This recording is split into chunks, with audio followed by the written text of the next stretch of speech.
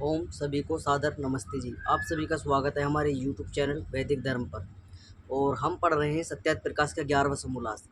11वें समोल्लास के अंदर आज हम विस्तार से चर्चा करेंगे कबीर मत के विषय में। कबीर मत क्या है और किसने चलाया, क्यों चला, और कबीर पंथी जो हैं किस विचारधारा को मानते हैं, और कबीर का जो जन्म है वो कब हुआ, क्या कबीर दास जी भगवान हैं या नहीं, क्या साक्षात वो अ, ऐसे ही जो है उनका प्रकट हुए थे, जन्म उनका नहीं हुआ था। तो बहुत सी जो शंकाएं हैं उनके विषय में समाज के अंदर शंकाएं बनी हुई हैं इस विषय के। क्योंकि लोग ये मानते हैं, कबीर पंथियों का जो विचार है वो इस प्रकार से विचार करते हैं कि हमारे जो कबीर भगवान हैं वो साक्षात जो है ऐसे ही जब ब्रह्मांड का निर्माण हो रहा था, इसके सर्वप्रथम जो हमारे कबीरदास भगवान हैं वो सर्वप्रथम आए थे। और वो साक्षात ऐसे आए थे, उन्होंने किसी भी प्रकार का किसी से जन्म नहीं लिया। और इस प्रकार का प्रचार प्रसार वो अपने मत को लेकर समाज के अंदर करते हैं। और काफ़ी उनके जो अनुयायी हैं और किस प्रकार से उनके अनुयायी जो हैं लोगों को भ्रमित करते हैं।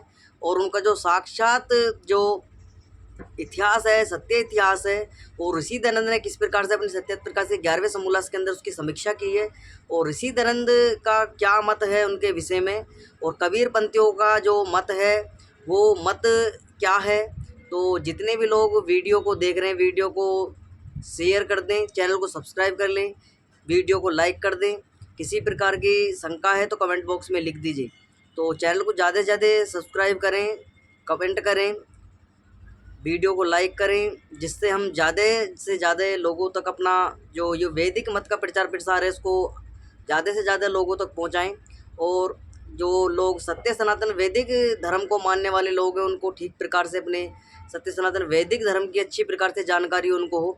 और जो लोग उनको अनेकों जो प्रकार के मतांतर समाज के अंदर फैले उनमें शिक्षित दीक्षित ना कर पाएँ, और किस प्रकार से वे उनको सामने अपने डटकर अपने सत्य सनातन वैदिक धर्म का जो है परचम जो है लहरा सके, और किस प्रकार से वो उनके पाखंड से, रूढ़िवादिता से, अज्ञानता से, मूर्खता से वो बच सकें।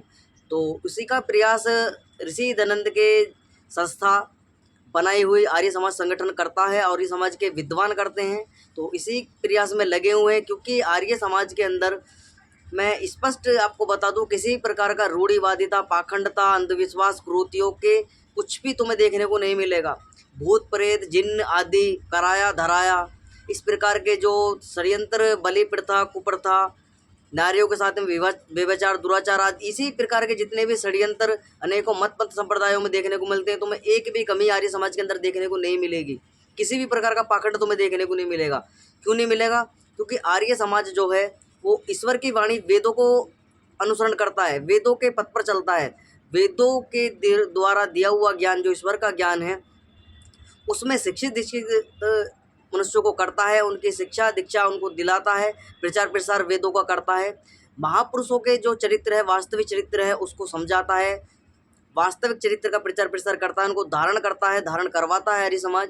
और किस प्रकार से निराकार ईश्वर की जो उपासना आर्य समाज करता है। और क्योंकि आर्य समाज का ये जो लोग मानते हैं कि आर्य समाज एक मत पंथ संप्रदाय, इस प्रकार का कुछ भी नहीं है। ना आर्य समाज मत है, ना पंथ है, ना संप्रदाय है, ना धर्म है। जो लोग ये मानते हैं कि आर्य समाज कोई धर्म है, धर्म विशेष है, अलग है और हिंदुओं से अलग है, तो इस प्रकार की जो शंकाएं वो सर्वथा निषेध हैं। वो गलत शंकाएं लोगों ने अपने दिमाग में पाल के रखी हुई हैं। तो आर्य समाज जो है ऋषि दयानंद के द्वारा बनाया हुआ एक शुद्ध संगठन है जो वेदों के प्रचार प्रसार का कार्य करता है, आर्य संस्कृति का प्रचार प्रसार का कार्य करता है, महापुरुषों का वास्तविक चरित्र है उसका प्रचार प्रसार का कार्य करता है, ईश्वर की वाणी, निराकार परमपिता परमात्मा ओम ईश्वर की उपासना करता है, वेदों में विश्वास रखता है। और क्यों रखता है? क्योंकि जितना भी इतिहास आप देखते हो वो सारा का सारा, जितना भी इतिहास आपको वेदों को छोड़ दिया जाए तो सारा का सारा इतिहास जो है किसी न किसी मनुष्य के द्वारा लिखा हुआ है। और मनुष्य के द्वारा जो लिखा हुआ इतिहास होता है उसके अंदर कुछ ना कुछ त्रुटियां होती हैं। त्रुटियां क्यों होती है? क्योंकि मनुष्य जो है अल्पज्ञ और सर्वज्ञ नहीं है, वो सब कुछ नहीं जानता है। तो इस कारण जब इतिहास लिखा जाता है किसी भी प्रकार का तो मनुष्य के द्वारा कुछ ना कुछ त्रुटियां होनी संभव हैं। तो इसलिए जो आर्य समाज है वो वेदों की वाणी को अपनी महत्वता देता है, क्योंकि वेदों की जो वाणी है वो परमपिता परमात्मा ईश्वर की वाणी है। और ईश्वर जो है कभी भी जो है किसी प्रकार का गलत ज्ञान उसके अंदर नहीं है, गलत दुराचार इस प्रकार के जो प्रवृत्ति मत पंथ संप्रदायों में देखने को मिलती है, इस प्रकार का ईश्वर की वाणी वेद के अंदर कुछ भी नहीं मिलेगा। ना तो वेदों के अंदर किसी प्रकार का इतिहास है, जो इतिहास आजकल आप देखते हो कि जो महापुरुषों का है या राजा महाराजाओं का है, या जो भौगोलिक जो घटना हो रही हैं, जो सदियां बीत गई हैं, युग बीत गए हैं, जो ये वाले जिनके अंदर अनेकों प्रकार की सभ्यताएं पनपी चली और किस प्रकार वो नष्ट हुई, इस प्रकार का इतिहास तुम्हें वेदों के अंदर नहीं मिलेगा। वेदों के अंदर जो इतिहास मिलेगा वो सृष्टि का निर्माण किस प्रकार होता है, सृष्टि किस प्रकार से ईश्वर चलाता है, सृष्टि का पालन किस प्रकार से करता है, और सृष्टि को जो चलाने के लिए मनुष्य के लिए एक आवश्यकता होती है, संसाधनों की आवश्यकता होती है, उनको किस प्रकार से जो लोग अपने विद्या का अर्जन करके उस ज्ञान को वेदों के अंदर से अध्ययन कर कर उनका किस प्रकार से अपनी विद्या को वो एक जो कौशल होता है, वो कारीगरी, वो शिल्पकला, वो विद्या, वो विज्ञान उसके अंदर से सीखकर इस प्रकार से अपने निर्माण जो है अपने मनुष्य जीवन को चलाने के लिए करते हैं। तो इस प्रकार की जो सारी की सारी विद्याएं वो लिखी हुई हैं वेदों के अंदर। तो हम अपने विषय पर लौटते हैं, जो कबीरपंथियों का विषय है। कबीरपंथी जो अपने आप को मानते हैं कि साक्षात जो कबीर पंथ है और कबीर भगवान जो हैं हमारे कबीरदास जी, वो साक्षात जो है सतलोक में रहते हैं, उनका सतलोक धाम है। अगर कोई भी व्यक्ति जो मनुष्य और किसी कबीरदास को छोड़कर किसी की पूजा अर्चना उपासना विधि आदि करता है, तो वो साक्षात वो नरक को प्राप्त होता है। इस प्रकार की धारणा कबीरपंथियों की बनी हुई है और लोगों को इस प्रकार वो प्रचार प्रसार भी करते हैं। तो किस प्रकार से वो लोगों को गुमराह करने का कार्य करते हैं और लोगों को मूर्ख बनाते हैं कि कबीर भगवान ही साक्षात हैं और कबीर भगवान की उपासना कीजिए। तो ऋषि दयानंद ने किस प्रकार से लिखा है कि लोग जो कहते हैं कबीर पंथ तो बहुत अच्छा है और कबीर पंथ के अंदर किसी प्रकार का जो पाखंडता रूढ़िवादिता आदि नहीं है। तो ऋषि दयानंद बताने का प्रयास कर रहे हैं कि सत्यात प्रकाश के 11वें समोल्लास के अंदर उन्होंने जो उनका मत है वो क्या कहता है और क्या उनकी सत्यता है जो लिखी हुई है ऋषि दयानंद ने सत्यात प्रकाश के अंदर, और क्या उनका वास्तविक इतिहास जो उनके जन्मस्थली से रहा, किस प्रकार से उनका जन्म हुआ। लोगों को तो ये मानना है कि जो कबीर भगवान है वो साक्षात वो पुष्प पर आए थे, वो साक्षात उनका जन्म किसी गर्भिणी किसी स्त्री के गर्भ से नहीं हुआ है, इस प्रकार का मानना कबीरपंथियों का है। तो जितने भी मतपंथ संप्रदाय चले हुए हैं सारे के सारे इनकी अलग अलग जितने भी मतपंथ संप्रदाय हैं सबका अलग अलग कहानियाँ सबकी लिखी हुई हैं। कोई किसी प्रकार से मानता है, अपने जो अनुयायी हैं उनके चलाने वाले कोई किसी प्रकार से मानता है। तो कबीरपंथियों को जो मानना है वो यही है कि हमारे जो साक्षात कबीर भगवान हैं वो जो स्वयं प्रकट हुए थे, उनको किसी भी प्रकार से जन्म नहीं हुआ था, वो साक्षात कमल के पुष्प पर बैठकर वो आए थे। और इसी प्रकार जब उन्होंने इस भूलोक यानी धरती लोक को छोड़ा तो वो साक्षात जब उनकी मृत्यु हुई तो उन्होंने वो साक्षात वो जो उनकी अस्थियाँ जो उनका शरीर था वो नहीं मिला, वो एक फूल बन गए थे। इस प्रकार की धारणा ही बनी हुई हैं। तो ऋषि दयानंद ने किस प्रकार से उस मत के विषय में बताने का प्रयास किया, क्योंकि ये लोग बहुत ज़्यादा वेदों की निंदा करते हैं और वेदों को कहते हैं कि वेद जो हैं वेद पढ़कर तो ब्रह्मा मरे, और वेद जो है वेद की कहानी मात्र है। इस प्रकार से ये बताते हैं कि वेदों के अंदर जो लिखा हुआ है वो सारा का सारा हमारा जो कबीर भगवान है उनसे जो है वो बहुत नाम मात्र का है, कुछ भी नहीं है।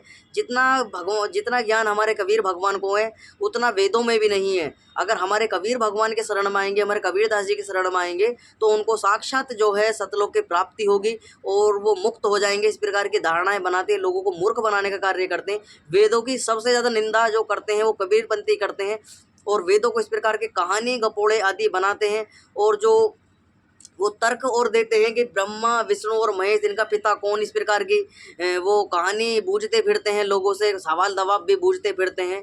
अब इनसे ये पूछना चाहिए कि भाई तुम ब्रह्मा विष्णु महेश या तो तुम महापुरुषों के बारे में उनके पिता के विषय में बूझ रहे हो, या तुम बूझ रहे हो उनके जो ये सारे के सारे जो ईश्वर के नाम हैं गुण कर्म स्वभाव के आधार पर। मैं बार बार अपनी वीडियो में बताता रहता हूँ जो परमपिता परमात्मा निराकार ईश्वर है उसके जैसे जैसे गुण हैं, जैसे कर्म हैं, वैसे ही उसके अनेकों प्रकार के नाम हैं। तो ऐसे ही परमपिता परमात्मा का नाम शिव भी है, विष्णु भी है, ब्रह्मा भी है। तो ये सारे के सारे जितने भी नाम हैं और नाम आवली जितनी भी चली हुई है संसार में, जितनी वस्तुओं के आप नाम देखते हो सारा का सारा नामकरण जो किया हुआ है परमपिता परमात्मा ईश्वर का करा हुआ है। और ईश्वर सर्वज्ञ है। और अगर मनुष्य किसी वस्तु का नाम करना चाहे तो वो किस प्रकार से कर सकता है? ज़्यादा से ज़्यादा 1, 2, 3, 4 रख सकता है नाम, और एक भाषा में रख सकता है, अनेकों प्रकार की भाषाओं में उसका नाम नहीं रख सकता है। तो ऋषि दयानंद यही बताने का प्रयास कर रहे हैं कि भाई जो लोग कबीरपंथी हैं, अपने आप को सर्वज्ञ मानते हैं, और बाकी जो मतांतर वाले लोग हैं उनको कम मानते हैं, कम आंकते हैं, उनको कि अल्पज्ञ मानते हैं कि भाई इनको किसी प्रकार का ज्ञान नहीं है और ये अंधविश्वास कुरीतियों में फंसे हुए हैं, और हम जो हैं सतलोक को प्राप्त होंगे, हम कबीर भगवान के साथ साक्षात, हमें कबीर जी के द्वारा जो है वो ब्रह्म जो उनका लोक है सतलोक, उसमें हमको प्राप्ति होगी। और इस प्रकार की धारणा बनी हुई है कि किस प्रकार से लोग कबीर पंथ में अपने बहका कर लोगों को शिक्षित दीक्षित कर लेते हैं और उनका मतांतर कर लेते हैं, और किस प्रकार से वो एक रूढ़िवादिता, एक पाखंडता का स्वरूप वो धारण कर लेते हैं कबीरपंथी, और किस प्रकार से वो देश विरोधी और इस प्रकार के नारे लगाने प्रारंभ कर देते हैं कि भाई जो हिंदू हैं उनको जो कुछ भी नहीं आता, मूर्ख हैं, इस प्रकार का षड्यंत्र वो करते हैं, और हिंदुओं के देवी देवताओं का इस प्रकार के से अपमान वो करते हैं कि ब्रह्मा ने अपनी जो है पुत्री से विवाह कर लिया था। इस प्रकार के जो लालछन कबीरपंथियों के द्वारा लगाए जाते हैं, वो क्यों लगाए जाते हैं? क्योंकि जो पौराणिक पंथ को मानने वाले लोग हैं, जो पौराणिक लोग हैं, उन्होंने इस प्रकार की जो पुराणों के अंदर जो घटनाएं लिख दी हैं महापुरुषों के विषय में, वो साक्षात जो झूठी कपोलपित कल्पनाएं वो लिख दी हैं, उनके विहार पर वे हिंदू मत पर जो अपने आप को हिंदू कहते हैं, उनके जो आराध्य हैं, उनके महापुरुष हैं, उन पर आक्षेप लगाते हैं, और आक्षेप जब लगाते हैं तो हिंदू किसी प्रकार का उनको जवाब नहीं दे पाते हैं। क्यों नहीं दे पाते हैं? क्योंकि उन्होंने शास्त्र नहीं पढ़े हैं, और शास्त्र पढ़ते नहीं, अपने बालकों को भी नहीं पढ़ाते हैं, और पढ़ने का समय भी नहीं है। इस प्रकार का वो अपने एक बताते हैं कि हमारे पास तो जी समय नहीं है, हम शास्त्र पढ़ नहीं सकते, शास्त्र पढ़ें या कमाएं खाएं, इस प्रकार की धारणा भी वो देते हैं। अब इनसे ये पूछना चाहिए हिंदुओं से कि भाई क्या तुम्हारे पास में खाने कमाने के लिए समय नहीं, जो शास्त्र पढ़ने के लिए समय नहीं है, औरों के पास में क्यों है? और क्यों अपने मत पंथ संप्रदायों को इतना बढ़ावा देते हैं और अपने मत पंथ संप्रदायों के लिए हर समय जो है अग्रसर रहते हैं वो, और अपने मत पंथ संप्रदायों को इतना भव्य प्रचार प्रसार वो लोग करते हैं, रैलियाँ निकालते हैं, हर प्रकार के जो है जुलूस वगैरह निकालते हैं। लेकिन अगर देखा जाए तो वो हिंदुओं के मध्य देखा जाए तो वो एक बस कहानी मात्र गपोड़ों में ही लिपटे हुए हैं, और किस प्रकार से जो पुराणों के अंदर कहानी लिख दी गई है राधा कृष्ण की, उनके बीच मध्य उलझे हुए, राधा कृष्ण के साथ रासलीला करती थी, उनकी प्रेमिका थी, और इस प्रकार के लालछन जो कबीरपंथियों के द्वारा लगाए जाते हैं, और भी मतपंथ संप्रदाय हैं वो भी लगाते हैं, मुसलमान भी लगाते हैं, ईसाई भी लगाते हैं, जैन बौद्ध सब भी इस प्रकार का लगाते हैं। इस प्रकार का बखेड़ा जो पुराणों के अंदर फैला, उसी के कारण जितने भी मतपंथ संप्रदाय पनपे, तो उनका मेन श्रेय जो जाता है वो पुराणों को जाता है, क्योंकि पुराणों के लिखने वाले लोगों ने इस प्रकार की गलत धारणाएं उनके अंदर लिख दी, और जिसके कारण ये पूरा का पूरा जो षड्यंत्र है वो पूरा का पूरा जो हिंदू हैं उनको मानना पड़ता है, उनको भुगतना पड़ता है, और किस प्रकार के उनके ऊपर महापुरुषों के ऊपर आक्षेप लगाते हैं। उनके आक्षेपों का जो उत्तर प्रतिकार जो उनका बचाव करता है वो आर्य समाज करता है। आर्य समाज खुलकर आता है, उनका जवाब देता है कि भाई हमसे तुम शास्त्रार्थ करो, हम तुम्हें जवाब देंगे। किस प्रकार का तुम जो ये पाखंड चलाकर तुम लोगों को बहला फुसलाकर मूर्ख बनाने का कार्य करते हो, अनेकों प्रकार के ऐसे जो उल जुलूल तुम सवाल पूछते हो, और लोगों को फिर उनको कन्वर्ट कर लेते हो मतपतांतरों में, कोई मुसलमान बना लेता है, कोई कुछ बना लेता है।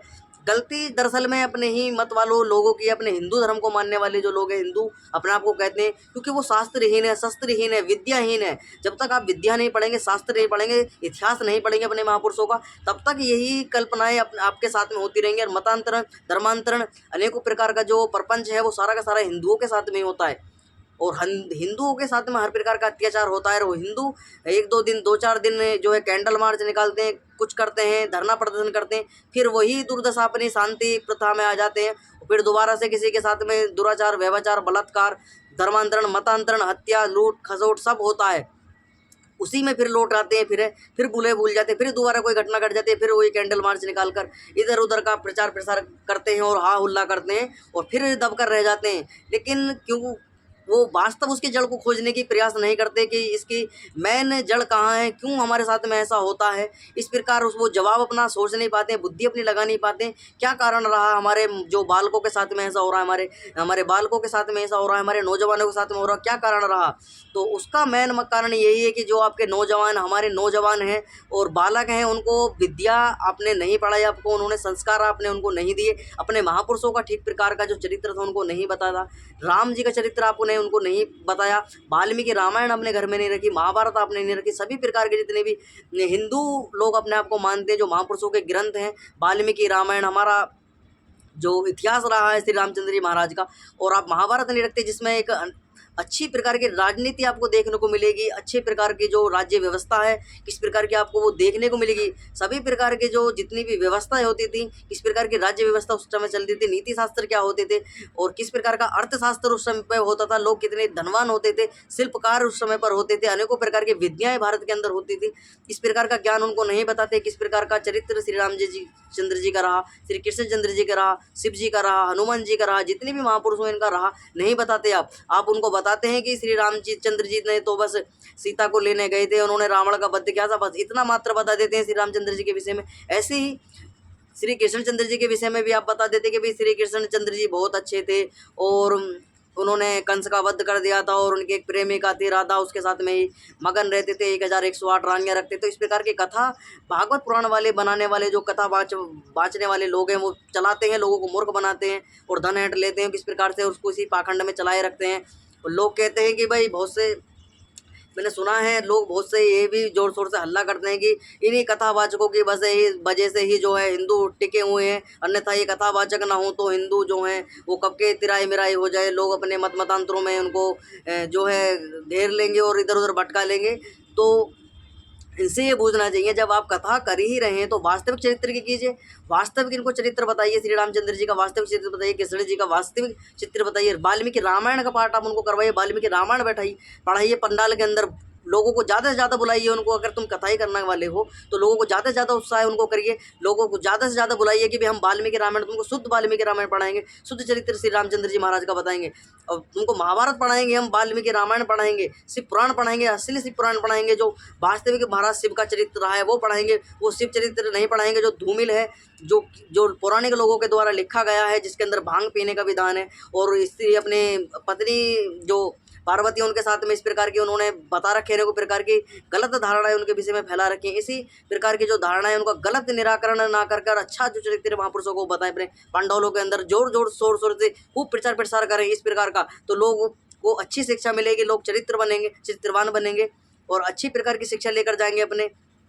घरों में और अपने बालकों को भी सही शिक्षा देंगे, अपने समाज के अंदर अच्छे शिक्षा का प्रचार प्रसार वो महापुरुषों का करेंगे। जब आप ही कथा बाँचने वाले लोग जो अनेकों प्रकार के अपने आपके पब्लिसिटी इतनी बना रखी है और आप ही गलत धारणाएं समाज के अंदर देंगे तो किस प्रकार से समाज का पतन निश्चित है। और ये हिंदू इसलिए ही पतन की ओर जा रहा है क्योंकि जो लोग हैं उनको वास्तविक चरित्र नहीं बताते महापुरुषों का और उनको गलत गलत बता देते हैं। तो हम अपने विषय पर लौटते हैं, कबीरपंथी क्या कहते हैं, कबीरपंथियों के विषय में लौट लेते। कबीरपंथी जो है, कबीरपंथियों का मानना है कि कभी तो ऋषि दयानंद से जब सवाल जवाब किया जाता है कि जी कबीरपंथी तो बहुत अच्छे, तो ऋषि दयानंद बताते हैं कि कबीरपंथी हाँ क्यों अच्छे नहीं है, पाषाण आदि मूर्ति पूजा का खंडन करते हैं। तो ऋषि दयानंद बता रहे हैं कि हाँ अच्छे हैं, वो मूर्ति पूजा का खंडन करते हैं, पाषाण पूजा का खंडन करते हैं। तो ये बात तो बहुत अच्छी है कि वो खंडन करते हैं, आर्य समाज भी खंडन करता है, वैदिक मत को मानने वाला हर व्यक्ति खंडन करता है। लेकिन जो लोगों के मध्य एक धारणा ये बनी हुई है कि भी कबीर साहब का जन्म जो है फूलों से हुआ, तो ऋषि दयानंद और अंत में भी वो जब उन्होंने धरती लोक को छोड़ा, इस पृथ्वी को छोड़ा, तो वो अंत में फूल बन गए। तो इस प्रकार की जो धारणाएं हैं तो ऋषि दयानंद बता रहे हैं कि और आगे उन्होंने और भी जवाब इन्होंने लिखे हैं कि जब विष्णु महादेव ब्रह्मा का भी जन्म नहीं था तब कबीर साहब थे। तो ये मानते हैं कि कबीर साहब का जो जन्म है जब ब्रह्मा विष्णु महेश का भी जन्म नहीं हुआ था संसार के अंदर, तब से कबीर भगवान हमारे हैं। तो इस प्रकार का इन्होंने जो ब्रह्मा विष्णु महेश जो हमारे वैदिक धर्म के महापुरुष हुए हैं उनको इस प्रकार से छोटा बताने का प्रयास ये कर रहे हैं। और किस प्रकार से बता रहे हैं कि भाई हमारे कबीर भगवान जो साक्षात पुष्प पर आए थे और वो अंत में भी जो अंत में जब उनका इन्होंने धरती लोक को छोड़ा तो वो अंत में ही पुष्प बन गए। तो आगे क्या लिखते हैं, तो कबीर साहब बड़े सिद्ध थे, ऐसे कि जैसे बात को वेद पुराण भी नहीं जान सकते उसको कबीर जानते थे। तो ये कहते हैं कि कबीर भगवान इतने पहुँचे हुए संत थे कि जो बात वेदों के अंदर भी नहीं है, जो वेद भी नहीं जानते, वेदों के विद्वान भी नहीं जानते, ऐसे सिद्ध महापुरुष हमारे जो हुए कबीर भगवान हुए और वो सारी की सारी बातों को जानते थे, ऐसे सिद्ध हुए हमारे कबीर भगवान।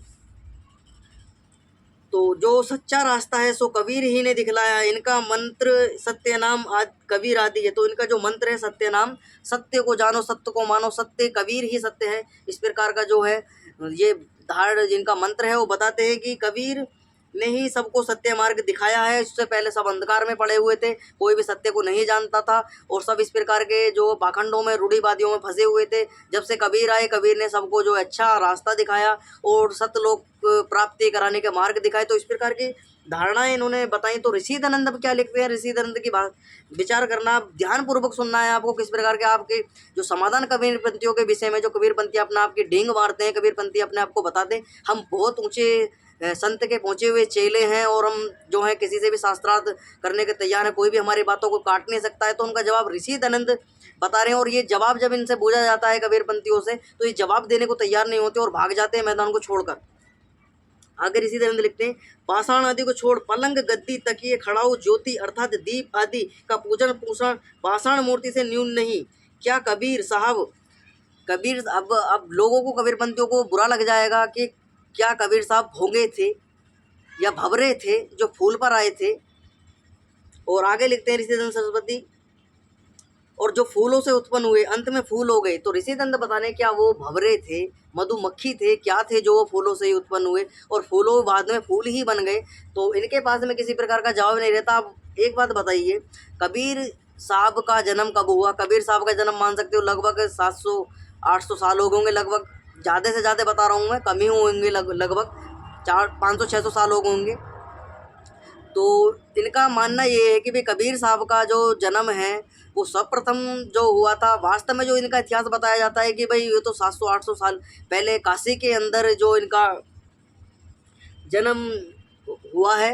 और किस प्रकार से इनका जन्म की घटना विचित्र घटना है और उनका उसके विषय में भी बताऊंगा। तो लोगों को ये गलत धारणा बनी हुई है जिस प्रकार से ये बताते हैं कबीर को कि भाई कबीर सबसे पुराने, और इनसे ये पूछा जाए कि भाई तुम्हारा कबीर भगवान जो है वो तो बहुत पुराने हो गए, मान लिया हमने पुराने हो गए, और सबसे पहले उनका जन्म हुआ। आपका जन्म 1000 साल मान सकते हैं हम, ज़्यादा से ज़्यादा, और मैं बढ़ा देता हूँ 1000 साल मान सकते हैं। उससे पीछे चले जाए तो मुसलमानों का समय कितना रहा? मुसलमानों का समय 1500 साल, लगभग 1500 साल पहले जो है वो इस्लाम मत बना। उससे प्राचीन चले जाए थोड़ा, मैं आपको इतिहास में ले जाऊँगा और आप खुद सिद्ध करना कि भाई कबीर पंथ कितना पुराना है और बाकी मत कितने पुराने हैं। अब चलते हैं हम ईसाइयों की ओर। ईसाइयों का मत माना जाता है 2000 से लगभग 2500 ईसा पूर्व, 2500 ईस्वी तक उनका, 2500 साल पहले का उनका काल माना जाता है ईसाइयों का और यहूदियों का। ईसाइयों का जो एंजल भाग है और तौरेत जो इनका है, जो यहूदियों का, इस प्रकार के इनके भाग बने हुए हैं एंजल और तौरेत। तो इस प्रकार से ईसाइयों का और यहूदियों का मान सकते हैं लगभग 2500 वर्ष तक। उससे अब मत में आते हैं वापस, अपने भारत के मतों में लौटते हैं। तो अब आ जाते हैं हम जैन और बौद्धों के मत में। जैन और बौद्धों का जो मत है वो लगभग 3000 वर्ष से लगभग 4000 वर्ष पुराना है। समझना, 4000-3000 वर्ष पुराना है। तो जो कबीर पंथ वाले ये लोग अपने आप को सिद्ध करते हैं कि भाई हमारा मत जो है, हमारे कबीर भगवान जो हैं वो ब्रह्मा विष्णु महेश से भी पहले जो है वो आए थे। सर्वप्रथम सृष्टि में सबसे पहले उन्हीं का जन्म हुआ था। ये सर्वदा जो ये झूठी बातें हैं, कपोल कल्पित ये मनगढ़ंत घटनाएं इन्होंने लिख रखी हैं, बताते हैं, लोगों को बहकाते हैं, फैलाते हैं, फुसलाते हैं, इस प्रकार का षड्यंत्र करते हैं। तो आप जो इतिहास को जानने वाले लोग हैं, आप इसी से भी अंदाज़ा लगा सकते हैं कि कौन सा मत कितना पुराना है और कबीर मत कितने, कबीर का जो जन्म है वो कितना पुराना हो सकता है, कब उनका जन्म हुआ होगा। तो आगे लिखते हैं ऋषि दयानंद सरस्वती, ये जो बात सुनी जाती है कि वह सच्ची होगी कोई जुलाहा। तो ऋषि दयानंद अब बताएंगे इनका जन्म कैसे हुआ।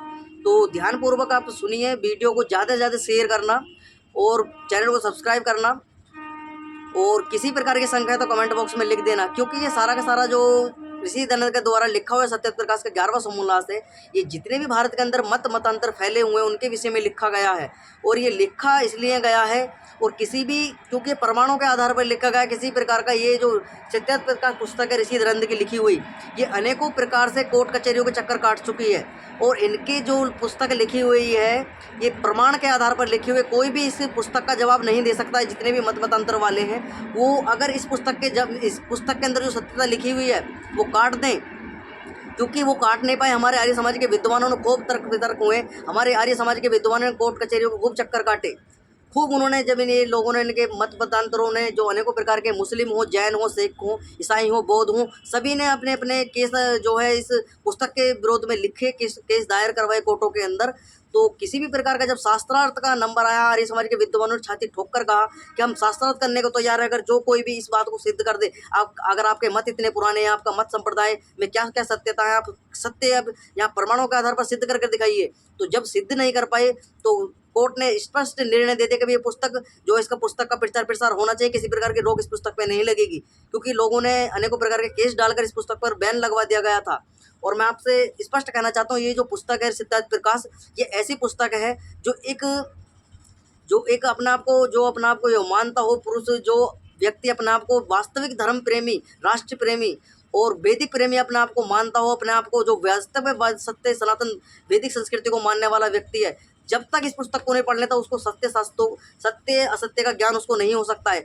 अगर सबसे पहले आपको अगर अपने वैदिक मत को समझना है तो भारत के अंदर और भारत से बाहर जितने भी मत पंथ संप्रदाय फैले हुए हैं, उनकी जो उनके अंदर किस प्रकार की जो उनकी विचारधारा है उसको नहीं समझ पाओगे, तब तक आप सत्य सनातन वैदिक धर्म को नहीं समझ सकते। पहले आपको छोटे मतों की, जितने भी मत हैं, इनकी मतांतरों की जो है, उनके विषय में आपको समझना पड़ेगा, इतिहास आपको पढ़ना पड़ेगा। जब जाकर आप आर्ष ग्रंथों को आप पढ़ेंगे, तब जाकर आपकी बुद्धि का विकास आपका होगा। अगर आपको सबसे पहले बुद्धि के जो जंग खोलना है, बुद्धि के अंदर जो जंग लगा हुआ है, आपको वो खोलने का कार्य जो करेगी वो सत्यार्थ प्रकाश की पुस्तक करेगी। जितने भी लोग अपने अपने डेंग मारते हुए फिरते हैं समाज के अंदर, अपने अपने मतों को, जो अपने आप को उच्च बताते हैं, ईसाई अपने आप को उच्च बताते हैं, मुसलमान अपने आप को उत्तम बताते हैं, और जो जैन है, बौद्ध हैं, ईसाई हैं, मुसलमान, सभी जितने भी मतपंथ संप्रदाय, फिरका, मजहबवादी फैले हुए हैं, कोई भी जितने भी अपने आप को बताते हैं, इस पुस्तक का जवाब किसी के पास भी नहीं है। गारंटी से कहता हूँ मैं, किसी के पास भी इस पुस्तक का जवाब नहीं है, दे ही नहीं सकता कोई भी, क्योंकि प्रमाणों के आधार पर लिखी गई है।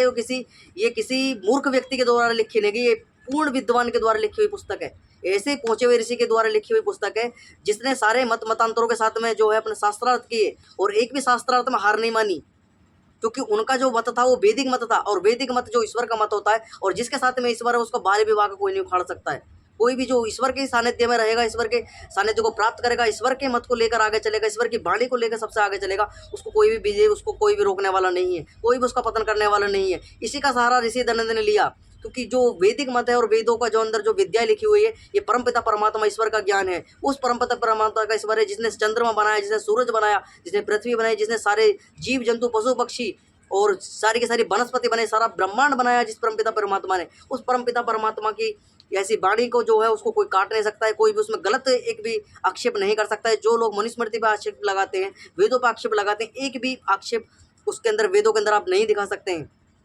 लोगों ने अपने दौरों से वेद छपवा दिए, अनेकों प्रकार से अशुद्धियाँ उनके अंदर लिख दी गई, मनुस्मृति अपने दौरों से छाप दी गई, और जो दलित लोग हैं वो भी मनुस्मृति का बहुत ही विरोध करते हैं कि दलितों के विषय में ये लिखा हुआ है। तो मैं उनको बताना चाहूँ, वास्तविक जो मनुस्मृति है, मनु महाराज के द्वारा लिखी हुई है, उसके अंदर शूद्रों के लिए, दलितों के लिए, स्त्रियों के लिए एक भी शब्द निंदित नहीं लिखा हुआ है, प्रशंसा लिखी हुई है। शूद्रों को आर्य कहा गया है वेदों के अंदर। वेदों के अंदर स्पष्ट वर्ण आश्रम के जो नियम है उसके अंदर स्पष्ट बताया गया है कि भी ब्राह्मण, क्षत्रिय, वैश्य और शूद्र, ये चारों के चारों आर्य हैं, और जो इनसे अलग हैं, जो मांस खाते हैं, मदिरा पीते हैं, शराब पीते हैं, दुराचार व्यवचार करते हैं, डाकू प्रवृत्ति के लोगों को परेशान करते हैं, उनकी हत्याएं करते हैं, उनको लूट खसोट आदि कर लेते हैं, ऐसे लोगों को जो दस्यु कहा गया है। और उन दस्यु लोगों के लिए जो देश बताए हैं वो ऐसे देश बताए हैं जो जापान, चीन, श्रीलंका आदि, ये जितने भी मतलब भारत भूमि को छोड़कर जितने भी रूस आदि हैं, जितने के जितने सारे के सारे को मलच्छी देश, वेदों को जो मनुस्मृति है उसके अंदर बताया गया है कि सारे के सारे मलच्छी देश हैं। तो इनको सारे के सारे देशों को मलच्छी देश बताया गया। क्यों बताया गया है? क्योंकि ये सारे के सारे जो देश हैं, इनके अंदर जो लोग थे वो सारे के सारे दस्यु लोग रहा करते थे। दस्यु वो लोग जो मांस खाते थे, मद्य पीते थे, दुराचार व्यवचार आदि करते थे, अनेकों प्रकार की पाखंडता उनके अंदर छाई हुई थी। तो उन्होंने, आर्य लोगों ने उनको भगाया, यहाँ से खदेड़ा, उनको अलग देशों को उनको यहाँ से प्रस्थान करवाया कि भाई अगर ये यहाँ रहेंगे तो आर्य प्रवृत्ति के जो लोग हैं उनकी मानसिकता भी इस प्रकार के धूमिल होने के कार्य, इनका जो एक आचरण है वो भी ग्रहण कर लेंगे, इनको यहाँ से भगाना चाहिए। इस प्रकार से उनको यहाँ से जो है अलग अलग देशों में भेजा गया, उनको एक मौका भी दिया गया, अगर आप सुधरते हो, आप जो है अगर अच्छा आचरण, जो आर्यों का आचरण है, वेद आदि सत्य शास्त्रों को पढ़ते हो तो आपका स्वागत है। आप भारत में आइए, पढ़िए लिखिए, और जो आपके जो लोग हैं जो दस्यु बन चुके हैं उनको यहाँ से पढ़कर जाइए। और जो अमेरिका आदि, रूस आदि और जितने भी देश हैं, जो अरब की कंट्री हों, चाहे जो पश्चिमी के देश हों, खाड़ी देश हों, सब में जाइए। आप आइए यहाँ विद्या का प्रचार प्रसार पढ़िए और विद्या का प्रचार प्रसार अपने देश में जाकर करिए। तो उनको जो है छूट भी दी गई थी आर्य लोगों के द्वारा। जो लोग ये कहते हैं कि आर्य विदेश से आए थे, आर्य विदेश से नहीं आए थे, आर्य यहीं के निवासी हैं, मूल निवासी हैं यहाँ के। आर्यों से प्रथम इस देश में कोई भी नहीं रहता, सब प्रथम आर्य यहाँ कर रहे थे। ये भारत भूमि है, आर्यों की भूमि है। जो लोग ये कहते हैं कि आर्य विदेशी थे, आर्य विदेशी नहीं थे। अपना डीएनए टेस्ट करवा लें, आर्यों को तो कोई प्रमाण देने की जरूरत नहीं है। श्री रामचंद्र जी, कृष्ण जी, महाभारत यहीं पे हुई। श्री रामचंद्र जी की वाल्मीकि रामायण के अंदर पूरा इतिहास लिखा हुआ है। जब आपके मत पंथ संप्रदाय पनपे भी नहीं होंगे, बने भी नहीं होंगे, आप उनके बाप दादा भी नहीं होंगे, तब का इतना पुराना मत आर्य मत है हमारा। आगे चलते हैं, कबीर पंथ के विषय पर आते हैं अपने। जो बात सुनी जाती है वह सच्ची होगी। कोई जुलाहा काशी में रहता था, उसके लड़के बालक नहीं थे। तो अब इनके जन्म पर आ जाते हैं, जन्म के विषय में तो संख्याएं बनी हुई हैं। तो ऋषिदंड लिख रहे हैं कोई एक जुलाहा काशी के अंदर रहता था, जो शादीशुदा था और को उसके संतान नहीं थी, ना लड़का था ना लड़की थी, किसी प्रकार की संतान उसके यहाँ नहीं थी। तो एक समय थोड़ी सी रात्रि थी, तो एक दिन रात्रि का समय था, और जो जुलाहा था एक गली में चला जाता है, तो देखा सड़क के किनारे में एक टोकरी में फूलों के बीच में उसी रात का जन्मा, उसी मतलब नवजात जो शिशु था कबीर, वो उसका जन्म ताज़ा जन्म हुआ था, और एक फूलों की टोकरी में वो रखा हुआ था। उस बच्चे को वह उसे उठाकर ले आया और अपनी पत्नी को उस बच्चे को दे दिया, और उसकी पत्नी ने उसका पालन पोषण किया। जब वह बड़ा हुआ तब जुलाहे का काम करता था। तो कबीर पंथ का जो विषय में ये लिखी हुई कि वो जुलाहा था, तो वास्तव में उनका उनका जन्म किस कुल में हुआ था, खानदान में हुआ था, वर्ण में हुआ था, ये किसी को नहीं पता है। लेकिन जो एक जुलाहा था, नीमा आदि उसका नाम बताया, नीमा कुछ करके नाम है उसका, नीमा। शायद हमने हिंदी के जब हम 10वीं 9वीं में थे तो ये जो कबीर पंथ का इतिहास आता था उसके अंदर कबीर की रचना आती थी, उसका शायद हमने पढ़ा था। नाम नीमा नाम का कोई जुलाहा था, नीमा, शायद नीमा ही नाम है। तो उस जुलाहे ने इनको पालन पोषण उसका किया था, तो तब ये बड़ा हुआ कबीरदास। कबीरदास जब बड़े हुए तो इन्होंने जुलाहे का जो पुश्तैनी काम उस जुलाहे का था, वो कपड़े आदि सूत आदि काटने का, बुनने का, तो उसने वो काम अपना चुना और उसी काम को वो करता था अपना कबीरदास। फिर आगे लिखते ऋषिधन सरस्वती। तो जुलाई का काम करता है किसी पंडित के पास। तो जब वो करता था, अपने बड़ा हुआ थोड़ा, जब उसने सोचा कि भाई मैं भी पढ़ूं, क्योंकि यह मध्यकाल की बात है और मध्यकाल के अंदर ये घटना आम थी। क्योंकि जो लोग अपने आप को थोड़ा पढ़ लेते थे, लिख लेते थे, वो अपने आप को पंडित मान बैठते थे। वो पंडित इस प्रकार का मान बैठते थे कि भाई हम सबसे बड़े पंडित हैं। और ये घटना भी वहाँ की सबसे ज़्यादा पांडित्य जहाँ पर था, ये काशी की घटना है। और काशी जो है पंडितों को गढ़ बताया जाता है। काशी के अंदर जो है काशी जो है वो जो ज्ञान की स्थली बताई जाती है। किस प्रकार से वहाँ विद्या की जो है एक धारा बहती थी उस समय पर, प्राचीन काल में भी और मध्यकाल तक भी रही है, वर्तमान में भी काशी को जो विद्या का गढ़ बताया जाता है। तो आगे लिखते हैं ऋषिधर सरस्वती। जब उसने अपने बड़ा हुआ, उसने भी जो अपने पढ़ने की इच्छा व्यक्त की अपने पिता से कि भी मैं भी पढ़ना चाहता हूँ, तो उस समय पर जो मध्यकाल में एक धारणा ये बनी हुई थी कि ब्राह्मण का बालक ही पढ़ सकता था, वैश्य का बालक पढ़ सकता था, क्षत्रिय का बालक पढ़ सकता था। जो शूद्र वर्ण को मानने वाले लोग थे, वो दलित हों, जुलाहे हों, जितने भी ये मतलब जितने भी अपने आप को ये कहते हैं कि भाई हम निम्न जाति के हैं, वो अपने आप को जो है वो पढ़ने के लिए जाते थे। तो जो ब्राह्मण लोग होते थे, जो पांडे पुजारी होते थे, वो उनको ब्राह्मण जो है वो पढ़ाते नहीं थे, उनको तिरस्कार करते थे, उनको भगा देते थे कि भाई तू नीच जाति का है, नीच कुल का है, नीच खानदान का, हम तुझको नहीं पढ़ाएंगे, तुझको शिक्षा नहीं देंगे। तो जब ये कबीरदास के साथ में भी यही घटना घटी। जब कबीरदास पढ़ने के लिए गया था, तो कबीरदास को वो पंडितों के पास में जब काशी में गया, तो पंडितों ने उसको ललकारा, धुतकारा, उसको भगा दिया कि हम तुझे शिक्षा नहीं देंगे, तू नीच खानदान का है। तो आगे लिखते हैं ऋषिधर सरस्वती। इसी प्रकार कई पंडितों के पास वो फिरा, पढ़ने के लिए गया, तो सभी ने उसको इसी प्रकार, परंतु किसी ने उसको पढ़ाया नहीं। पंडितों के पास फिरा परंतु किसी ने नहीं पढ़ा। तब उसको नहीं पढ़ाया, किसी ने शिक्षा नहीं दी। तब ऊट पटांग भाषा बनाकर, ऋषिधर स्पष्ट लिख रही, तब ऊट पटांग भाषा बनाकर जुलाहे आदि नीच लोगों के समझाने लगा। तो जुलाहे आदि जितने भी मतलब जो दलित प्रवृत्ति के लोग थे और जो दलित थे, जो मतलब ज़्यादा पढ़े लिखे हुए लोग थे नहीं थे, जो नासमझ लोग थे, उनका सहारा लिया। उनकी मेजोरिटी को इकट्ठा करता था और अपना एक जो है उपदेश उन्हें दिया करता था कबीर। और इस प्रकार के जो जुलाहे आदि लोग थे उनको शिक्षा आदि दी उनने। तो आगे लिखते हैं ऋषिधन सरस्वती समझाने लगा, तंबूरे आदि लेकर गीत आदि जो दोहे आदि है उनको गाता था और भजन बनाता था। विशेष पंडित वे शास्त्र वेदों की निंदा करता। तो स्पष्ट लिखते हैं ऋषि दयानंद सरस्वती, क्योंकि निंदा इसलिए उसने की, हम इस बात को मानते क्योंकि मध्यकाल का जो समय रहा है वो इस प्रकार का रहा है। लोगों में इस प्रकार की जातिवादिता थी कि लोग अपने आप को उच्च मानते थे। ब्राह्मण लोग किसी को अपने पास बैठने तक नहीं देते थे। जो ब्राह्मण है, क्षत्रिय है, वैश्य है, उन्हीं को आपस में उनका मेल जोल हुआ करता था। जो चौथा वर्ण था शूद्र वर्ण, उसको तो बिल्कुल उन्होंने अलग ही कर दिया था कि भाई ये तो नीच है, शूद्र है, मेहतर है और ये सफाई आदि का कार्य करते हैं, ये तो सूत काटने का कार्य करते हैं, ये करते हैं, वो करते हैं। तो इसलिए उन्होंने इस वर्ग को तो विशेषकर जो पौराणिक प्रवृत्ति के लोग थे, जो वेदों को ठीक प्रकार से नहीं पढ़े हुए थे, वेदों को नहीं जानते थे, वेदों का जो उन्होंने वर्ण आश्रम की शिक्षा ठीक प्रकार से नहीं पढ़ी थी, वर्णों की शिक्षा नहीं पढ़ी थी, वर्णों को ठीक प्रकार से नहीं समझाता था, वो नीच समझते थे।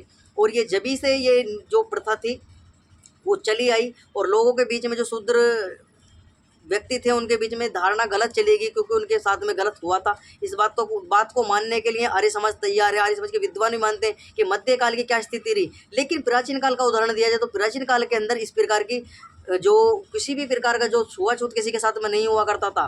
शूद्र भी पढ़ते थे, वैश्य भी पढ़ते थे, क्षत्रिय पढ़ते थे, ब्राह्मण भी पढ़ते थे, सबको पढ़ने का अधिकार था। और ये शूद्र वर्ण जो है, ये सारा का सारा शूद्र वर्ण जो अपने आप को मानते हैं, सारे के सारे जो शूद्र वर्ण को मानने वाले व्यक्ति हैं, ये सारे के सारे ब्राह्मणों में से निकले हैं, क्षत्रियों में से निकले, वैश्यों में से निकले हैं। ये वो व्यक्ति हैं जो अशिक्षित रह जाते थे, जो पढ़ लिख नहीं पाते थे, उनको शूद्र की संज्ञा दे दी जाती थी। और शूद्र कोई नीच शब्द नहीं है, शूद्र उसको कोई एक कार्य दे दिया जाता था तीनों वर्णों का। या तो तू ब्राह्मण के यहाँ पर रहे, या क्षत्रिय के यहाँ पर रहे, या वैश्य के यहाँ पर रहे। उसको एक मौका दिया जाता था कि भाई तू पढ़ लिख नहीं पाया, लेकिन अगर तू आगे बढ़ना चाहता है, अपने उच्च वर्ण को जो है शिक्षित दीक्षित होना चाहता है, ब्राह्मण बनना चाहता है, क्षत्रिय बनना चाहता है, वैश्य बनना चाहता है, तो हम तुझे मौका देते हैं, तू इन तीनों में से जिसकी भी सेवा कर सकता हो उस एक वर्ण को चुन ले। तो उसको मौका दे दिया जाता था कि भाई मुझे ब्राह्मण बनना है तो मैं जी ब्राह्मण की सेवा करूंगा, मैं तो ब्राह्मण के दोहरे रहूँगा। ये तो वेद पढ़ते हैं, जी शास्त्र पढ़ते हैं, अच्छे व्यक्ति हैं, अच्छे विद्वान हैं, जी मैं इनके साथ में रहूँगा और मैं ब्राह्मण बनना चाहता हूँ। तो उसको उसके बाद भेज दिया जाता था कि भाई तू जा, इनकी सेवा सत्कार कर, इनका जो कार्य है उसको संभाल, और ये जो पढ़ते हैं ये तुझे भी पढ़ाएंगे, तू पढ़, और पढ़ने लिखने के बाद में जो तू अच्छा विद्वान हो जाए तो तुझे ब्राह्मण वर्ण में भेज दिया जाएगा। तो इस प्रकार की जो प्राचीन शिक्षा दीक्षा होती थी, प्राचीन काल का जो समय वो होता था। शूद्रों को मौका दिया जाता था, शूद्रों को निंदित इस प्रकार का वो छुआछूत कर भगा दिया नहीं जाता था, समाज के अंदर से बहिष्कृत नहीं किया जाता था उन्हें, क्योंकि वो हमारे ही जो ब्राह्मण क्षत्रिय वैश्य हैं उनके ही अंग हुआ करते थे। ये चौथा वर्ण, तीन ही वर्ण है, ये चौथा वर्ण तो अपने जो गुणों के आधार पर, जो कुछ गुण इनके अंदर नहीं होते, शिक्षा के गुण ना होने के कारण, किसी प्रकार की शिल्पकला आदि विद्या के गुण ना होने के कारण इसको शूद्र वर्ण कहा जाता था। लोगों ने मध्यकाल में इसको नीच शब्द दे दिया गया कि भाई शूद्र तो नीच हैं और सफाई आदि का कार्य करते हैं। फिर इसी प्रकार से जो विभाजन है वर्तमान तक अब चला हुआ आ रहा है वही। और फिर इसी प्रकार की जो धारणा थी वो कबीर के साथ में भी घटी। तो जब उसको पंडितों ने पढ़ाने से मना कर दिया तो वो अपने इस प्रकार के वेद आदि शास्त्रों का निंदा करने लगा। भाई वेद आदि शास्त्र शूद्रों को पढ़ने के लिए नहीं है, उनको रोका जाता है, वेदों के निंदा की जाती है शूद्रों को, तो शूद्रों को वेद पढ़ने का अधिकार नहीं है, शूद्र शास्त्र नहीं पढ़ सकते, शूद्र जो है पढ़ लिख नहीं सकते। तो इस प्रकार की धारणा ऐसी मैंने अपनी एक वीडियो में भी बनाई है कि दलित पंथ के द्वारा, दलित समुदाय के द्वारा जो वैष्णव मत है उसका भी उदय, जो उत्पत्ति हुई थी, उदय हुआ था, उसका भी इसी कारण हुआ था। जो षटकोप था वो भी इसी प्रकार जो कंजन वर्ण में उत्पन्न हुआ था, उसके साथ ही मध्यकाल में ये घटना घटी थी। उसने भी पढ़ने लिखने का प्रयास किया था, लोगों ने उसको पढ़ाया लिखा नहीं, पंडितों ने भी उसका भी तिरस्कार किया था। तो जिस कारण उसने भी अनेकों अपना अलग मत चलाया था, जिसको वैष्णव मत कहते हैं, वो भी इन षटकोप, मौनी वाहक और रामानुजाचार्य, जितने भी 3-4 ऋषि हुए हैं, यवनाचार्य, इनके द्वारा ये चलाया गया था। इसी प्रकार से कबीर के साथ भी ये घटना घटी थी। तो ऋषि दयानंद आगे लिखते हैं, वेदों की निंदा करता था, कुछ मूर्ख लोग उसके जाले में फंस गए, जब मर गए तब लोगों ने उसको सिद्ध बना लिया। जो उसने जीते जी बनाया था उसको उसके चेले पढ़ते रहे, कान को मूंद के जो शब्द सुना जाता है उसको अनहद शब्द सिद्धांत ठहराया, मन की वृत्ति को सुरीति कहते हैं उसको उस शब्द सुनने में लगाया। तो ऋषि दयानंद लिखते हैं कि जब कबीर की मृत्यु हो गई तो कबीरदास के जो मानने वाले अनुयायी थे उन्होंने उनको भगवान ठहरा दिया और वो जोर शोर से प्रचार प्रसार करने लगे कबीरपंथी कि भाई हमारे भगवान जो थे कबीरदास वो जहाँ सतलोक से आए थे वापस सतलोक उनके चले गए और फूलों के रूप में आए थे और फूल ही बन गए। तो ऋषि दयानंद कहते हैं कि भाई फूलों से किसी का जन्म नहीं होता है, वर्तमान में भी नहीं होता है। सबका जन्म किसी न किसी गर्भाशय से, किसी माता के गर्भ से ही होता है, चाहे वो पशुओं में हो, पक्षियों में हो या मनुष्य में हो। तो सबका जो जन्म है वो किसी न किसी जो है गर्भाशय के अंदर से ही होता है। तो इस प्रकार की कपोल कल्पित घटना जो धारणाएं बनी हुई हैं ये सत्य नहीं है। जो वेदों के विरुद्ध जो सारी की सारी बातें चलती हैं, और वेदों का प्रमाण आर्य समाज क्यों लेता है? क्योंकि वेद जो है ईश्वर की वाणी है, ईश्वर का ज्ञान है, और परमपिता परमात्मा भगवान का ज्ञान कभी झूठा नहीं होता है वेद। तो इसलिए जो आर्य समाज है वो वेदों का समर्थन करता है, वेदों को सबसे पहले अपने आगे रखता है कि भाई वेदों के विरुद्ध जितनी भी बातें हैं वो सारी की सारी असत्य हैं। और स्पष्ट ऋषि मुनियों का कहना है कि जो बातें वेदों के समर्थन में है वो सारी की सारी वेदों की हैं, और जो वेदों के विरुद्ध बातें वो सारी की सारी इन लोगों की बनाई हुई हैं, जो जितने भी मतपंथ संप्रदायों को चलाने वाले लोग हैं उनके द्वारा लिखी गई हैं। तो वो बातें सत्य नहीं है। जो मनुष्य के द्वारा लिखी हुई बातें होती हैं उनमें कहीं ना कहीं गलती त्रुटि होती है। और ईश्वर सर्वज्ञ है, ईश्वर की बनाई हुई सृष्टि के अंदर भी आप देख सकते हो किसी भी प्रकार का जो अभाव नहीं है। जल कितना सुव्यवस्थित व्यवस्था है, ईश्वर की बनाई हुई है, जल सबकी प्यास बुझाता है, किस प्रकार से उसकी रचना ईश्वर ने की। अग्नि जिस पर हम भोजन पकाते हैं, भोजन का जठर अग्नि हमारे अमावस्या में भी काम करती है, हमारा भोजन पकाती है हमारे अमावस्या पेट के अंदर। और कितनी सुव्यवस्थित ईश्वर की जो रचना है। अब प्रकृति के अंदर देखो ईश्वर किस प्रकार से फल लगाता है, पुष्प लगाता है, पेड़ों के ऊपर वृक्षों के ऊपर फल लगाता है, अन्न उगाता है धरती से, और किसी का सहारा नहीं लेता है। तो ईश्वर की व्यवस्था बहुत अच्छी सुंदर व्यवस्था है प्रकृति के अंदर। सूर्य स्वयं अपना प्रकाश देता रहता है, और निरंतर जब से सृष्टि हुआ और सृष्टि के प्रलय काल तक निरंतर अपना प्रकाश देता रहेगा। चंद्रमा शीतलता देता रहेगा सृष्टि के प्रलय काल तक। तो ईश्वर की जो व्यवस्था, ईश्वर का जो धर्म है सार्वभौमिक है, सब पर बराबर लागू है। ईश्वर किसी के साथ भेदभाव नहीं करता। और जितने भी ये मत पंथ संप्रदाय में बटे हुए लोग हैं सबसे आग्रह है अपने वैदिक मत को स्वीकार कीजिए। आप सारे के सारे आज से लगभग 2000 3000 4000 साल पहले सब आर्य थे। ये सारा का सारा स्वरूप तो महाभारत काल के युद्ध के प्रांत बिगड़ा और अनेकों प्रकार में आपको विभाजित कर लेगा। पौराणिकों की गलतियों के कारण ईसाइयों ने, जैनों ने, बौद्धों ने, सब ने अपने अपने मतों में आपको खींच लिया, और कोई भी आपको जो है वो सदगति को प्राप्त करवाने वाला नहीं है। आपको इस प्रकार से मतांतरों में ले जाकर सब अंधकार में ले जाने वाले। बार बार मैं अपनी वीडियो में कहता हूँ ज़्यादा से ज़्यादा वीडियो को शेयर करें, वीडियो को लाइक करें, किसी प्रकार के संकेत तो कमेंट बॉक्स में लिखें। आर्य समाज सत्य का प्रचार करता है, सत्य का प्रचार प्रसार करता है। ऋषि दयानंद ने जो बीड़ा उठाया था, अपना आर्य समाज का संगठन बनाया था, वैदिक संस्कृति का अपना उद्यान हो, उसका प्रचार प्रसार हो। हमारा विश्व गुरु भारत जैसे प्राचीन काल में था उसी प्रकार से हमारा भारत जो विश्व गुरु बने, अपनी वैदिक संस्कृति की ओर लौटे। तो हमने आज कबीर पंथ के विषय में पूरा विस्तार से समझा।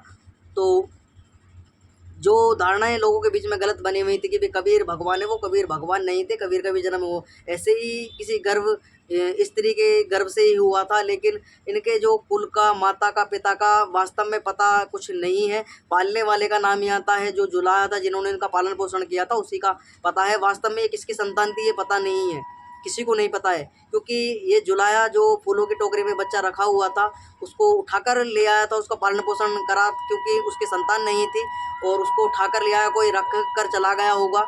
तो इस प्रकार के घटनाएं इनके जीवन से रिलेटेड मिलती हैं। तो उनको भगवान ना माना जाए, क्योंकि जो महापुरुषों हैं, जो जितने भी मनुष्य हैं, सारे के सारे अच्छे, और जो अच्छे उच्च कोटि के विद्वान लोग, उनको जो है देवता की संज्ञा दी जाती है, महापुरुषों की संज्ञा दी जाती है। जो राष्ट्र के लिए, देश के लिए, समाज के लिए, धर्म के लिए कुछ अच्छा कार्य कर जाते हैं, उनको महापुरुषों की संज्ञा दी जाती है। तो इस प्रकार से उनको वर्णन उनका करना चाहिए, लेकिन उनको भगवान आदि घोषित नहीं करना चाहिए। कबीर साहब ने भी अच्छे कार्य उन्होंने किए, मूर्ति पूजा का खंडन भी किया इस प्रकार का, लेकिन उनके अन्याय जो हुए उन्होंने उनको तो भगवान घोषित कर दिया। कबीर ने अपने आप को कभी भगवान नहीं माना, हम इस बात को मानते हैं। लेकिन कबीर पंथ को मानने वाले जो लोग हैं, जिन्होंने कबीर पंथ आगे चलाया, उनके अनुयायी, उन्होंने उनको भगवान घोषित कर लिया और अपनी आजीविका आदि चलाने लगे। उन लोगों को किस प्रकार से मूर्ख बनाते हैं कबीर के नाम पर। अनेकों प्रकार के जो है गीता आदि लिखते हैं, ज्ञान गंगा आदि के नाम से कबीर संत रामपाल के जो चेले हैं वो बांटते फिरते हैं लोगों को कि भाई इसके अंदर सारे वेदों का ज्ञान है, गीता का ज्ञान है, सारे के सारे शास्त्रों का ज्ञान इसके अंदर। आप इसे पढ़िए। लोगों ज़बरदस्ती से उसको जो है प्रचार करते हैं, ज़बरदस्ती देते हैं कि लीजिए लीजिए इसको पढ़िए, आपकी बुद्धि सही होगी। आप किस प्रकार से आपने जो मत मतांतरों में भटके, और इस प्रकार से लोग उनके जो बहकावे में आ जाते हैं, उनके जो सवाल जवाब उनसे होते हैं, उनका नंबर आदि भी ले लेते हैं, फिर उनको बुलाते हैं अपने जो अखाड़े आदि उनको जो अपने उपदेशों का जो लगाते हैं वो अपना पंडाल उसके अंदर बुलाते हैं लोगों को। इस प्रकार से अनेकों जो स्त्रियां हैं वो सबसे ज़्यादा कबीर पंथ के अंदर मिलेंगी। स्त्रियां की संख्या सबसे ज़्यादा है, पुरुष बहुत ना के बराबर है, लेकिन स्त्रियों की संख्या देखी जाए तो बहुत ज़्यादा है। तो इन मत मतांतरों से लोगों को बचना चाहिए, और खासकर तो हिंदू जो अपने आप को मानते हैं, इन मत मतांतरों से बचिए, आपका भला होगा। आप वैदिक संस्कृति में लौटिए, अपने बालकों को पढ़ाइए, गुरुकुल आदि में भेजिए, शास्त्रों का अध्ययन करवाइए उन्हें। शास्त्रों का अध्ययन नहीं करेंगे, आप खाने में रहेंगे, तो आने वाली स्थिति ये है कि आप आज सत्यार्थ प्रकाश नहीं पढ़ेंगे, रामायण नहीं पढ़ेंगे, महाभारत नहीं पढ़ेंगे, आने वाले समय में, आने वाला इतना भयंकर समय है, आपको कुरान पढ़नी पड़ेगी, बाइबल पढ़नी पड़ेगी आपको। आप नहीं समझे क्योंकि आप मूर्ख मानते हैं लोगों को, लोग समझाते हैं उनको, विद्वान जो लोग आपको समझाते हैं उनको मूर्ख समझते हैं। अरे क्या फालतू की बातें, ये सब ऐसा कुछ नहीं होता है। तो ये सब बातें इतिहास में आप प्राचीन अपने इतिहास में लौटिए। आज से लगभग 400-500 साल पहले क्या घटनाएं घटी हैं। मोहम्मद गजनबी ने किस प्रकार से लूटा, लोगों को काटा पीटा, और औरंगजेब ने क्या हालत करा, ये सारा का सारा दृष्टांत जब वो अपने इतिहास में लौटेंगे ना, तो आपके आंखों के सामने जब चलित चित्र आएंगे, बाबर का, औरंगजेब का, हुमायूं को, अकबर का, इनका सब का सब घटनाक्रम देखोगे ना, जब खिलजी आदि का कितनी स्त्रियों के साथ व्यभिचार राजस्थान के अंदर किया था, मेवाड़ का पूरा देश ना इन्होंने करा, किस प्रकार का दृष्टांत आप देखोगे ना, तो आपके रोंगटे खड़े हो जाएंगे। जिनके कारण आज आप आज़ाद हो, उनको इतिहास को समझिए, अपने महापुरुषों से, अपनी माता जो हमारी माता और हमारे पुरुषों पिता के समान जितने भी हमारे महापुरुष हुए, उनको पिता के तुल्य मानना चाहिए, उनका आदर सत्कार करना चाहिए। वीर शिवाजी, महाराणा प्रताप, वीर बंदा बैरागी, और जितने भी मतलब महापुरुष हुए, बप्पा रावल जैसे, और कितने भी इन्होंने मुगलों को साथ में संघर्ष किया और उनको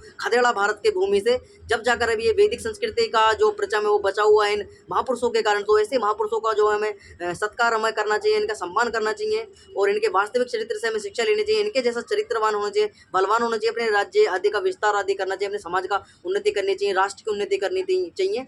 तो हमने विस्तार से आज इस पूरे घटनाक्रम को समझा, कबीरदास के कबीर मत क्या कहता है। तो ज़्यादा से ज़्यादा वीडियो को लाइक कर दे, चैनल को सब्सक्राइब कर लें। किसी प्रकार की संख्या तो कमेंट बॉक्स में लिख दीजिए। कल हम पढ़ेंगे दादू स्नेही और राम स्नेही पंथ के विषय में। वो क्या कहता है, क्या मानता है राम स्नेही पंथ, उसके विषय में पढ़ेंगे। तो कल इसी टाइम 4:50 पर मैं अपनी कक्षा अपलोड करता हूँ। आप ज़्यादा से ज़्यादा अपने वीडियो को इसे देखें, लोगों को शेयर करें, आपकी जागरूकता को, अपने जो ज्ञान है उसको वृद्धि उसमें कीजिए। किस प्रकार से आप जो है शास्त्रों को, आपके पास में समय नहीं है, कम से कम शास्त्र पढ़ने का समय नहीं है, आप शास्त्रों को जो पढ़ा रहा है उसकी बातों को सुनिए। उसको इतना समय तो आपके पास में होना चाहिए कि आप जो सत्य शास्त्रों का ज्ञान आपको दिया जा रहा है विद्वानों के द्वारा, उसको कम से कम सत्कार उसका करें, उसको प्रचार प्रसार करें, सुने, अपने आस पड़ोस में अपने लोगों को भी बताएं, अपने परिवार को भी सुनवाएं। और इस प्रकार की जो अच्छा इतिहास है उसको पढ़ना चाहिए लोगों को। तो आज की कक्षा को यहीं विराम करेंगे। ओम सम सभी को सादर नमस्ते जी।